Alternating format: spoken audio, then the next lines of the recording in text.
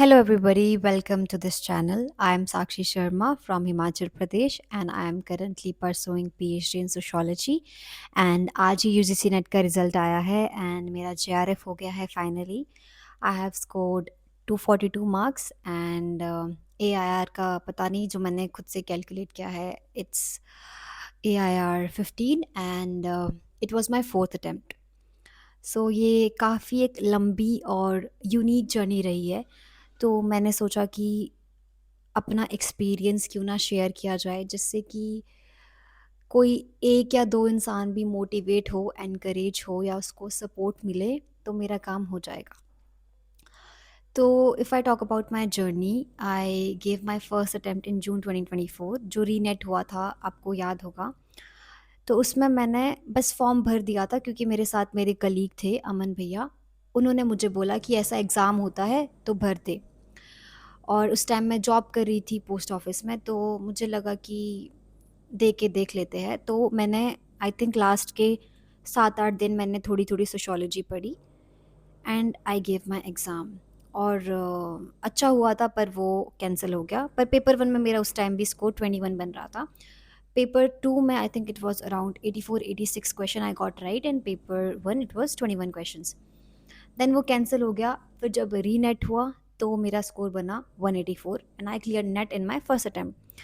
तो मुझे लगा ठीक है, ज़्यादा मेहनत भी नहीं करी है, नेट हो भी गया है सोशियोलॉजी के भरोसे ही, तो अच्छी बात है। फिर उस टाइम पे मैं जॉब कर रही थी, जैसा मैंने मेंशन करा, पोस्ट ऑफिस में। तो I was not sure that whether I want to leave my job और नॉट। और बिना जेआरएफ के तो वैसे भी मैं कैसे ही जॉब छोड़ती, उस टाइम पर मुझे ऐसा लगा। तो मैंने सोचा कि फिर से मेहनत करते हैं और अच्छे से मेहनत करेंगे तो हो जाएगा। सेकंड अटेम्प्ट के लिए मैंने पेपर 2 में काफ़ी मेहनत करी, बट पेपर 1 का वही मैथ्स, डीआई और लॉजिकल रीजनिंग, उन उसको मतलब देख के ऐसा होता था कि ये तो होने नहीं वाला है, because I am not good at maths, like not at all. Since my childhood मैं मैथ्स में बिल्कुल अच्छी नहीं थी, तो ये मेरा एक फ़ोबिया था कि मुझसे मैथ नहीं हो पाएगा। तो सेकंड अटेम्प्ट में आई स्कोर 220 एंड जनरल की कट ऑफ जनरल की कट ऑफ गई थी 228। So I was like a little disheartened, but आपको अपने दिल में पता होता है कि आपने कितनी मेहनत करी है, कितनी नहीं करी है। मुझे लग रहा था, मतलब मैं सबको तो बोली थी अरे यार रह गया फिर से रह गया, ऐसा मतलब। पर अपने मन में मुझे पता था कि मुझ में कमी है, अभी कमी है इसलिए नहीं हो रहा है। एंड थर्ड अटेम्प्ट आया। ये सब तभी हो रहा है जब मैं जॉब में हूँ, तो मैं साथ-साथ जॉब का स्ट्रेस भी होता था बीच-बीच में, कभी टारगेट्स है, कभी कुछ है। तो बीच-बीच में मैं पढ़ाई भी नहीं कर पाती थी और कई बार मैं खुद ही लीनिएंट हो जाती थी कि ठीक है, जॉब तो है, ऐसा। पर थर्ड अटेम्प्ट में I got like, maybe I don't know what happened, maybe I got a little over confident और आई डोंट नो। पेपर 1 में तो मैंने मेहनत करी, पर पेपर 2 सोशियोलॉजी को पूरी तरह नेग्लेक्ट कर दिया। लास्ट के कुछ डेज़ में रिवाइज़ करा एंड अभी तक मैंने ये ज़्यादा लोगों को बताया नहीं है, only few of my close friends know that third attempt में मेरा नेट भी क्लियर नहीं हुआ। आई स्कोर्ड 184 और 86। मैंने स्कोर कार्ड भी डाउनलोड नहीं किया, तो मुझे अच्छे से याद भी नहीं है कि मेरे कितने मार्क्स आए थे, बट मुझे इतना पता है कि ओनली पीएचडी के लिए हुआ था। एंड वो जो एक झटका था मेरी वो कॉन्फिडेंस को कि भाई 220 से सीधा इतना कम स्कोर, एंड क्या करा, मतलब मुझे समझ ही नहीं आया कि मैंने क्या है, मैंने एग्जामिनेशन हॉल में क्या किया या पता नहीं, क्योंकि जब मैं एग्जामिनेशन हॉल से बाहर आई तो मुझे लग रहा था कि मेरा एग्ज़ाम ठीक हुआ है, but then when I check the answer key मुझे उसी टाइम पता चल गया कि ये बार तो नहीं होने वाला है। इसीलिए मैंने स्कोर कार्ड डाउनलोड करने में भी ज़्यादा एफर्ट नहीं लगाया। आई थिंक मैंने ऐसे हल्का सा देखा कि इतने मार्क्स से ओनली पीएचडी हुआ है, and then I never looked at it again. Then what happened is that PhD की एक अपॉर्चुनिटी आती है एडमिशन की, and I just fill the form कि ठीक है, ट्राई कर लेते हैं, क्योंकि मेरे पास नेट तो था, तो I was eligible.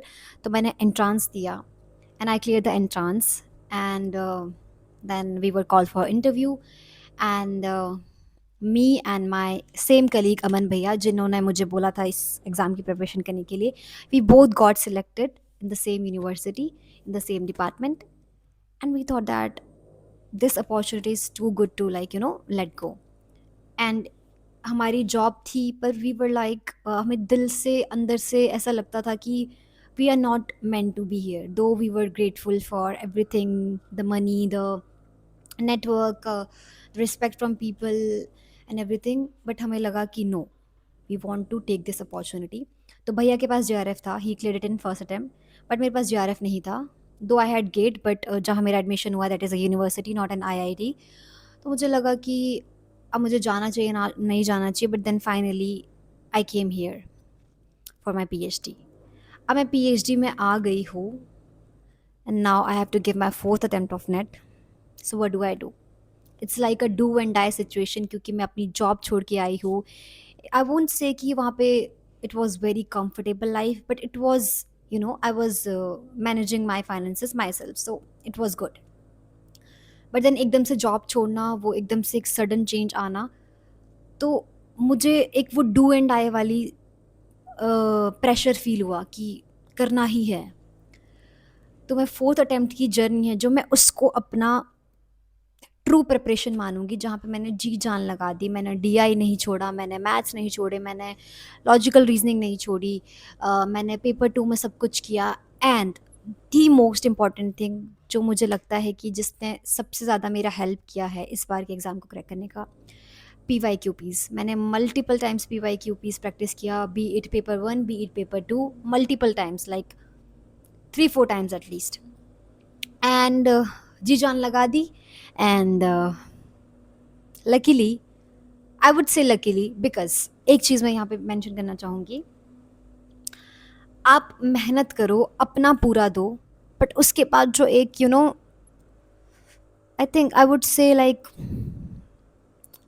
10-15% luck factor भी होता है। बिकॉज़ वहाँ पे आप कई बार सिली मिस्टेक्स कर देते हो, कई बार आप पैनिक हो जाते हो, एंड कई बार जस्ट किस्मत आपके साथ नहीं होती है, तो वो एक लक फैक्टर हमेशा रहता ही रहता है।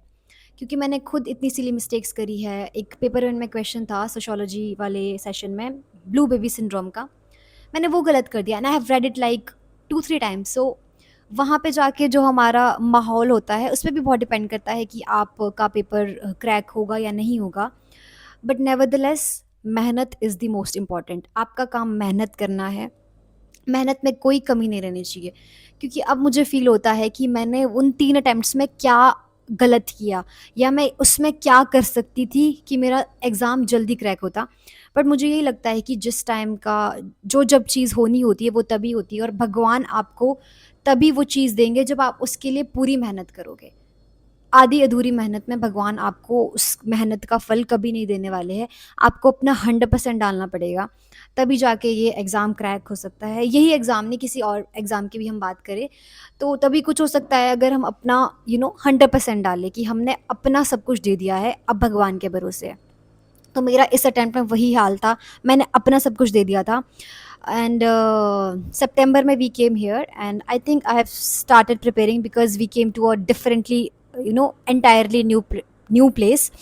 तो थोड़ा सेटल होने में टाइम लगा। तो I would say from mid October मैं ज़्यादा पढ़ाई नहीं करी थी, but I had started solving PYQPs, and then नवंबर दिसंबर तो जी जान वाली मेहनत थी ही। तो जिसका भी एग्ज़ाम इस बार नहीं हुआ है, I would please urge you to not give up, and try again. Keep working hard. I am the example, like अगर आपको कोई भी डिमोटिवेशन फील हो रहा हो कि यार इस बार इतने कम मार्क्स आए हैं, तो please look at me. I had scored like not even 200, 180 something in last attempt, and now I've scored 242. तो ये मेहनत से ही हुआ है, ये कोई चमत्कार नहीं हुआ है, ये मैंने मेहनत की है तो ही हुआ है। हाँ, आई नो कि इस बार कट ऑफ थोड़ा हाई गया है सोशियोलॉजी का, बट वो वाले एक्सटर्नल सर्कमस्टांसेस है, वो हमारे हाथ में नहीं है। हमारा काम है मेहनत करना। अगर आप ये सोच के चलोगे कि कट ऑफ 220 जाती है तो मैं 220 की मेहनत करूँगा या करूँगी, तो ऐसे नहीं चलता है। आप मेहनत करो 250 की, आप 300 की मेहनत करो, चाहे तो 300 की मेहनत करो, पर मेहनत में कोई कमी नहीं रहनी चाहिए। दिस इज़ द मंत्रा। अब मेरा यहाँ पे कोई मकसद नहीं है कि मैं यहाँ के ज्ञान दूँ या बोलूँ कि आपको पता ही है कि मेहनत से ही होता है, but it is like it is the biggest thing, hard work is the biggest thing, उसके अलावा nothing is going to help you.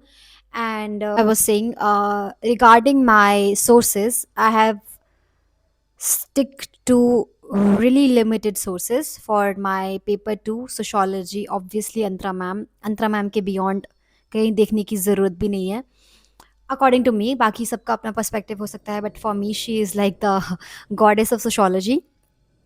And Antara ma'am का जो पेड कोर्स है, आई हैड उनका मैंने पीडीएफ्स करे थे, एंड साथ में मैंने प्रैक्टिस के लिए उनका जो P Y Q P plus mocks वाला लास्ट में वो आया था, 6 मंथ्स का उसकी वैलिडिटी है, मैंने वो लिया था पेपर के पहले, कुछ दिनों पहले मैम ने वो लॉन्च किया था। एंड फॉर पेपर 1 आई पहले मैंने कुमार भरत सर का पिछले अटैम्प्ट्स का मैंने फुल कोर्स लिया था, जिसमें पी वाई क्यू पीज भी थे एंड कॉन्टेंट भी था। तो इस बार के लिए मेरे पास कंटेंट के नोट्स तो ऑलरेडी थे, तो मैंने वही पढ़ा। साथ में मैंने उनका पी वाई क्यू पीज़ वाला वो लिया था प्रैक्टिस के लिए, एंड उसमें सर ने इतने अरेंज्ड मैनर में, इतना अरेंज्ड मैनर में आपको कहीं पे भी नहीं मिलेगा, चाहे आप किसी भी उस पे चले जाओ। वैसे तो मैं किसी और को चेक करा नहीं है, बट जितना जहाँ तक मेरी नॉलेज है कि इतना ऑर्गेनाइज्ड वे में कहीं पे भी नहीं है। तो Kumar Bharat sir for paper 1 and Antara ma'am for paper 2। बाकी रही बात यूट्यूब से, आप फ्री कंटेंट इतना ले सकते हो, मैम का ही फ्री कंटेंट है। साथ में कुछ स्पेसिफिक टॉपिक्स होते हैं ना, जो आपको कुछ टीचर के समझ आ जाते हैं, जैसे कि पेपर 1 आप स्टार्ट कुमार भरत सर से करो, क्योंकि सर सिंपल उसमें बताते हैं। बट फिर आपको लगता है कि नहीं, हमें थोड़ा और ज़्यादा एडवांस चाहिए, क्योंकि sir to the point stick करते हैं। मैंने जितना नोटिस किया है, थोड़ी एक्स्ट्रा इन्फॉर्मेशन जो पेपर में इधर उधर किया जाती है, वो यूट्यूब में बहुत सारे लोग पढ़ा रहे हैं। आप जे आर एफ अड्डा को देख सकते हो। एंड फिजिक्स वाला मैं गुलशन मैम है पेपर 1 के लिए, शी टीचेज रियली वेल। उनका एक स्पेसिफिक टॉपिक जो मुझे अच्छे से याद है कि मैंने उनसे किया था, that was moods and figures वाला, तो उन्होंने काफ़ी सिंपली 10 मिनट्स की वीडियो में वो एक्सप्लेन कर दिया है। आप ये मत देखो कि किस वीडियो की कितनी लेंथ है, किस में कितने लाइक्स है या कमेंट्स है। सब बच्चे के लिए अलग अलग टीचर काम करता है। मेरे लिए वो कुमार भरत सर थे, मेरे लिए वो अंतरा मैम थे, आपके लिए वो कोई और भी हो सकता है। पर वो है कि फिर आप जो मेन मेजर कंटेंट है वो आप उन्हीं का ही देखो। दूसरे टीचर्स को आप दूसरे टीचर्स पर आप तब जाओ जब आपको कोई एक स्पेसिफिक चीज़ उस टीचर की समझ नहीं आ रही है। और जो बाकी मैराथन्स वगैरह अवेलेबल है, आप उनको देख सकते हो, बट मैराथन तभी काम आएगी when you have completed the entire syllabus. Marathon आप स्टार्ट ही मैराथन से नहीं कर सकते हो, आपको पहले सिलेबस की कुछ नॉलेज होनी चाहिए इन डेप्थ में, क्योंकि मैराथन में ऊपर ऊपर से टॉपिक्स को बस टच किया जाता है, उसकी डेप्थ में नहीं जाते हैं। अगर आप मैराथन से स्टार्ट करोगे तो आप और ज़्यादा कन्फ्यूज़ हो जाओगे, जैसे स्पेशली पेपर 1 में जो डिफ़िकल्ट टॉपिक्स है, जैसे लॉजिकल रीजनिंग हो गया है या फिर आईसीटी हो गया। अगर आप सीधा सर्च कर रहे हो आईसीटी मैराथन और उसी से पढ़ाई करने की कोशिश कर रहे हो, then I don't think so कि that is a good strategy. Because पहले आप डेप्थ में जाओ टॉपिक्स की, जिस भी टीचर से आपको अच्छा लग रहा है पढ़ना, आप उसके डेप्थ में जाओ, फिर जाके आप यूट्यूब पे एक्स्ट्रा कुछ देखने की कोशिश करो। पहले बेसिक क्लियर करना बहुत ज़रूरी है किसी भी पेपर का, चाहे वो पेपर 1 हो, पेपर 2 या चाहे कोई और भी पेपर हो। बेसिक्स क्लियर करना बहुत ज़रूरी है, तब जाके आप एडवांस में जाओगे। और बाकी मैंने पी वाई क्यू पीज़ का तो इम्पोर्टेंस बताया ही है। I think if I have to give P Y Q Ps credit in percentage, it would be like 40%। 40% credit goes to P Y Q Ps. I tell you why. एक तो अगर question repeat होते हैं options में, मतलब options match वाले question होते हैं, उसमें काफ़ी रिपीट होते हैं, नंबर वन दैट।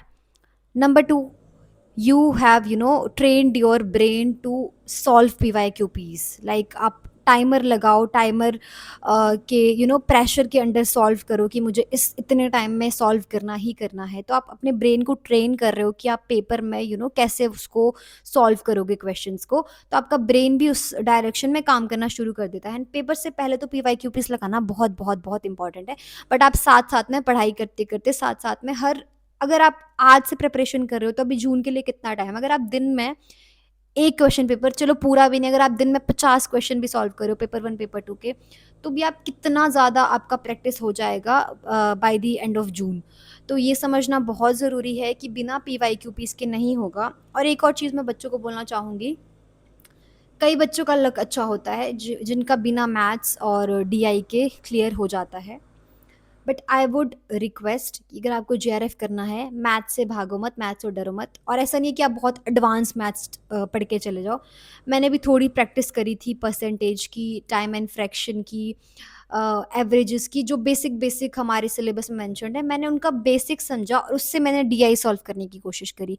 और डीआई आप रोज़ एक डीआई प्रैक्टिस करो। अगर आप कुमार भरत सर का पेड कोर्स लोगे तो उसमें डीआई वाले सेक्शन में एक एक डीआई सॉल्व करो। अगर आपको समझ नहीं आ रहा, उसमें एक्सप्लेनेशन होगी। उससे समझ नहीं आ रहा, आप स्क्रीनशॉट को डाल दो चैट जीपीटी पर। हमारे पास इतने रिसोर्सेज आज के टाइम में कि हम कुछ भी कर सकते हैं लिटरली। चैट जीपीटी में डालो, उसको बोलो कि मुझे स्टेप बाय स्टेप समझा, मुझे छोटे बच्चे की तरह समझा। It will teach you. आप बेसिक मैथ्स की वीडियोस यूट्यूब में देखना स्टार्ट करो, थोड़ी थोड़ी मैथ्स को 1 घंटा दो दिन का, या फिर 1 घंटा नहीं तो आधा घंटा दो। दिन का नहीं हो रहा तो ऑल्टरनेट डेज पे दो या वीकेंड्स पे दो, but start practising maths and DI. And I think reasoning is not difficult as compare to maths and DI. अगर किसी को मैथ्स एंड डीआई से बहुत ही ज़्यादा डर लगता है तो ऐसा नहीं है कि उसके साथ रीजनिंग भी छोड़ दी, रीजनिंग तो करके जानी ही जानी है। बाकी मैथ्स एंड डीआई का भी अपने से कोशिश करनी है कि आप प्रैक्टिस कर सको। नहीं होता है तो वो अलग बात है, पर अगर हम ये सोच के रहने देना कि अरे यार हमें तो डर लगता है। मैंने भी पहले यही गलतियाँ करी है, इसी की वजह से आज मुझे 4th अटेम्प्ट में क्रैक हुआ है मेरा एग्ज़ाम। तो ये गलतियाँ नहीं दोहरानी है। बाकी पता नहीं, मैंने बहुत ज़्यादा इधर-उधर का तो नहीं बोल दिया, मुझे समझ नहीं आ रहा है, because this is my first time ऐसे इतना लंबा वीडियो ऐसे बात करने वाला। तो अगर कोई भी क्वेरी है तो please comment below. From the bottom of my heart I would like really really love to help anybody out there. And yes, बाकी एक मैं सेपरेट वीडियो बनाऊंगी जिसमें मैं और भी सोर्सेज या बुक्स मेंशन करूंगी, स्पेशली सोशोलॉजी की। तो स्टे ट्यून फॉर दैट। बाकी thank you for watching. And जिनका एग्ज़ाम क्रैक हुआ है, many many congratulation to them. And जिनका नहीं हुआ है, please don't be dishearten, I was there, trust me, I was there, and trust me you will get it. Okay, so work hard towards it, and all the very best. Thank you.